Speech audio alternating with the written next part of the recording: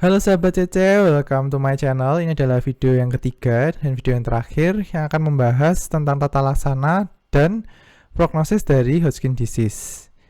Oke, kita akan masuk ke dalam tata laksana. Intinya menggunakan radioterapi dan kemoterapi, teman-teman. Nah, bisa menggunakan radioterapi aja, bisa dikombinasi dengan kemoterapi, bisa juga dengan kemoterapi saja. Radioterapi ini kita akan berikan radiasi bisa di bagian mantel, para-aortic and spleen, dan bisa juga di pelvis. Di bagian mantel ini bisa memberikan di bagian supraclavicular, infraclavicular, axilla. Ini adalah mediastinal dan ini adalah hilar node, ya, atau hilarnya pulmo. Sedikit informasi bahwa limfonodi yang ada di cervical, supraclavicular, infraclavicular, axilla, dan pulmo kebanyakan berakhir pada limfonodi yang berada di sekitar hilar pulmo, sehingga ada baiknya ketika kita memberikan radioterapi, kita juga memberikan radioterapi di sekitar hilar, karena itu banyak sekali terjadi metastasis di situ.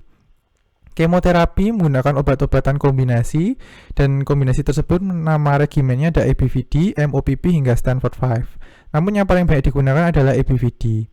Mengapa? Karena ABVD ini memiliki adverse effect yang lebih rendah daripada yang lainnya, serta nanti kita akan temukan kata-kata FFS dan OS.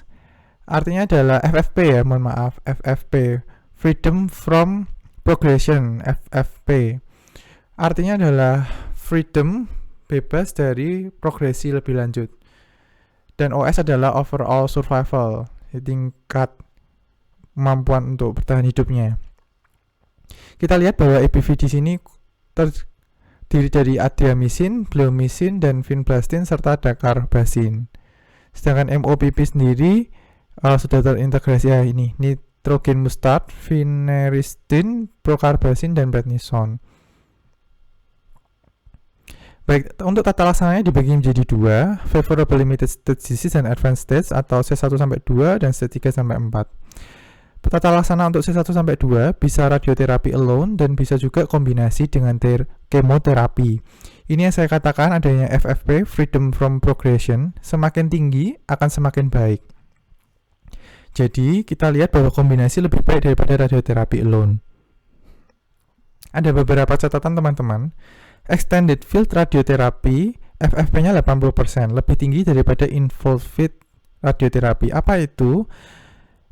Jadi radioterapi ini terbagi menjadi dua, bisa extended, bisa involved field. Involved field ketika kita memberikan radiasi di bagian lesinya saja. Extended field ketika kita memperluas daerah yang akan diradiasi. Ternyata hasilnya freedom from progression-nya 80%.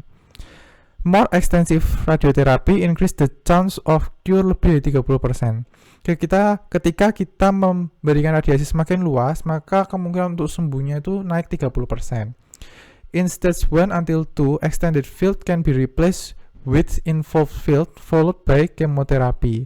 Artinya adalah ketika kita mau memberikan single terapi, kita kembali, single terapinya itu berupa radioterapi saja, maka kita berikan radioterapi yang tipenya extended field.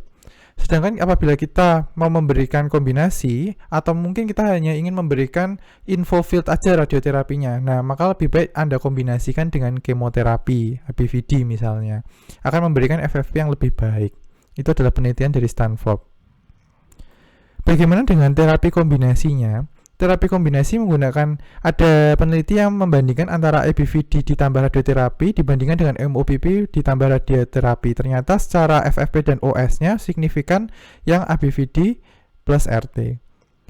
2 cycles of ABVD followed by subtotal radiotherapy are superior to subtotal therapy alone. Jadi artinya subtotal radioterapi sama dengan extended field radioterapi ya teman-teman. Sehingga 2 siklus ABVD diikuti dengan extended field radioterapi itu lebih superior atau lebih baik daripada hanya extended field saja. Jadi kembali lagi bahwa stage 1 sampai stage 2 itu ada baiknya apabila diberikan terapinya kombinasi. Ini adalah penelitian dari German Hodgkin Lymphoma Study Group. Ini kebalik ya. Selanjutnya adalah advanced disease atau stage 3 hingga 4. Di sini berbeda teman-teman dengan stage sebelumnya. kombinasi terapi kombinasi dibandingkan dengan hanya kemoterapi saja, itu advantage-nya tidak jauh berbeda. Nah, artinya adalah ya berikan saja kemoterapi seperti itu. Itu akan sangat lebih efektif dan menghemat biaya. Pertanyaan selanjutnya adalah kemoterapi seperti apa yang diberikan untuk stage 3 hingga 4. Nah, penelitian pada CALBG ini dia membandingkan MOPP saja selama 8 siklus, dibandingkan dengan ABVD selama 8 siklus, dibandingkan lagi dengan MOPP, kemudian dilanjutkan dengan ABVD selama 12 bulan siklus. Nah, ternyata dari penelitiannya, kita lihat tabelnya di sini, CALBG, ABVD dibandingkan dengan MOPP, ABVD ternyata lebih, juga dibandingkan dengan MOPP alone, ternyata lebih baik MOPP yang dilanjutkan dengan ABVD, ya. Ini adalah FFP dan OS-nya. Pada pemeriksaan lainnya, membandingkan dengan menggunakan MOPP ditambah ABV hybrid. Ternyata high toxicity, teman-teman, karena pada saat pemeriksaan kali ini banyak pasien yang meninggal. Nah, sehingga langsung dihentikan dan setelah dihitung-hitung ternyata juga tidak signifikan. BEA-COPP dibandingkan dengan BEA-COPP escalated ternyata jauh lebih signifikan yang BEA-COPP escalated. Apa itu BEA-COPP escalated? Dia regimen yang terdiri dari kombinasinya BEA-COPP ditambah GCSF atau granulocyte colony stimulating factor. Nah, ini adalah yang escalated ini ternyata jauh lebih baik, lebih dari 80% dan lebih dari 90%. Prognosisnya ada bagi 3, very favorable, favorable, dan unfavorable. Kita lihat bahwa pada unfavorable ketika sitopenia atau count-nya rendah, hemoglobin dan albuminnya rendah, dan juga bukan sitopenia ya, tapi lymphopenia ya. Nah, tapi juga bisa sitopenia bisa menjadi indikator. Kemudian MMR atau mediastinal mass ratio-nya lebih dari sampai dengan 0,35, lebih dari 4 size yang terkena. Ini bedanya adalah GHSG dan EORTC ya. Dan dia bisa terkena pada spleen dan itu masif. Dia juga bisa menyebabkan prognosisnya unfavorable. Komplikasinya apa? Ada acute leukemia dan myelodysplasia ketika menggunakan MOPP, makanya disarankan lebih menggunakan ABVD. Non-Hodgkin lymphoma, result of ongoing immunodeficiency. Jadi ketika penderita itu mengalami imunodefisiensi, maka bisa dapat berlanjut menjadi non-Hodgkin lymphoma. Dan bisa juga mengalami cardiac disease, contohnya seperti acute myocardial infarct, coronary artery disease, cardiomyopathy, valvular disease, dan constrictive pericarditis. Kesimpulannya adalah terapi stage 1 sampai 4 itu berbeda ya, dan ABVD lebih baik daripada MOPP.